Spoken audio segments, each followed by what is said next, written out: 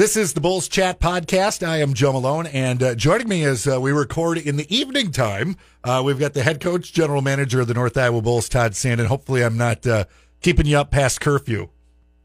No, it's good. I got a couple hours left before I got to be in. Okay. Well, let's start with this. It was a very close series against St. Cloud. Had a midweek game here at North Iowa last week, right about this time.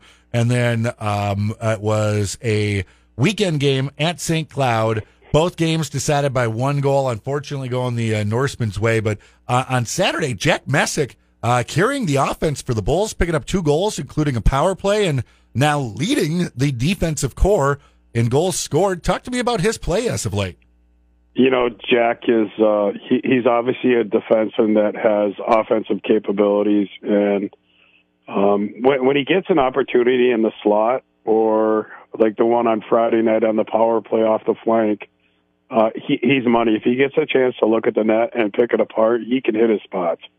Yeah, and good to see. And you'll take goals from wherever you can get them. Oh, we'll beg, borrow, steal them. We'll take them any way we can get them. Now, next up for the Bulls is 2 home games against Bismarck this Friday night and Saturday night at the Mason City Arena. After starting the season series split 3 games apiece, Bismarck's won the last 4 against North Iowa, and most of these matchups between the two teams have been high-scoring affairs where the winner has had to score 5, 6, sometimes 9 goals in order to win the game.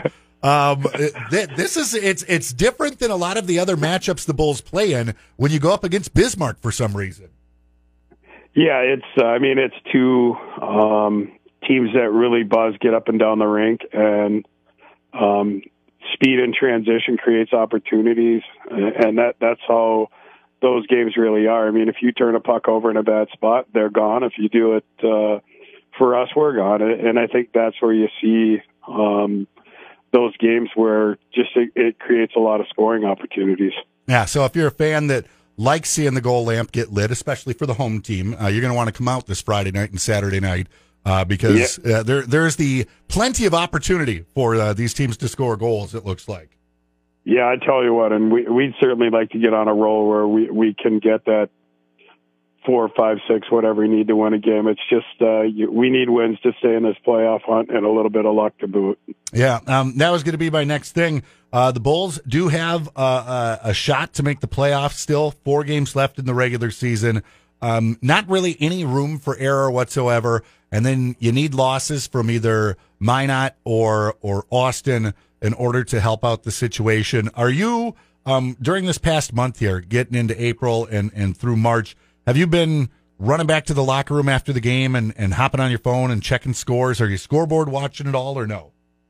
I mean, it's the last 6 weeks because of where we've been. It's been in between periods of games. Like it's obviously we've known it's been critical for a while, and our kids are playing good hockey. I can't say that we're disappointed in the way that they're playing, but certainly we need to get wins, and we want to get wins, and they want to win too. So I mean, it's just we're in complete desperation mode to try to make the playoffs, and hopefully we get a little bit of luck this weekend. Yeah, well, I'm hoping that we have one of those "Do you believe in miracles" moments left in this season. To steal a quote from Al Michaels. Yeah, that would be amazing if we did. Now, one other piece of news just broke this week that the NA3HL franchise, the Mason City Toros, they have signed a multi-year lease to continue playing in Mason City at the Mason City Arena. Now, being the GM of the Toros and the Bulls, that's going to be a big plus for you because you're seeing not only the NAHL come through, as you're doing your job as head coach, but the opportunity to recruit and to keep tabs on what's going on in the NA3 is right there at your front step. Yeah, and I think when you look at the schedule that the Toros get with the West Division opponents and then Rochester and their out-of-division opponents, we get some of the top talent and teams in the NA3HL in our building every year. So as far as the scouting opportunity, and obviously we use several Toros for many games this year in our lineup who played. Like they were actively involved in games and getting many shifts per game. So to have that, the multi-year lease, so we're super excited about that. And I absolutely enjoy having those kids and that team in our building. We get a ton of interaction with that staff and that team and those players and have benefited from it. So we're overjoyed that they're have signed that multi-year lease. Now, when we talked last, you said that you're pretty stoic on the bench when the Bulls are playing, but when you're in the stands watching the Toros play, do you let loose at all? Absolutely. I love watching those guys play, and it's fun. It's a little bit more relaxing for me to watch them play, so you can be a bit more involved emotionally, but it's fun to watch those guys and watch that team and watch the good job that Nick Brunato and Marquise Cotton have done this year with the boys. And if I can ask you about that, the Bulls were in the NA3HL before moving up to the NAHL. So that NA3 team, which is now the Toros, is kind of like your baby. Has it been easy for you to let Coach Cotton and Coach Brunato take over and be the coaches and continue the successful hockey tradition that they've had? Yeah, no, I have complete trust in both Nick and Marquise and the job that they're doing, and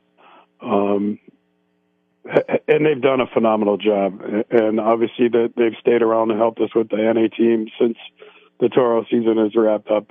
Those guys they're good coaches, they're good people, and we love working with them. Awesome. Well, head coach, general manager of the North Iowa Bulls, general manager of the Mason City Toros, Todd Sanden, thanks so much for taking time out of your evening to talk hockey. Thanks, Joe. We appreciate it. Let's get that building packed this week and root the Bulls on, hopefully, to a couple wins.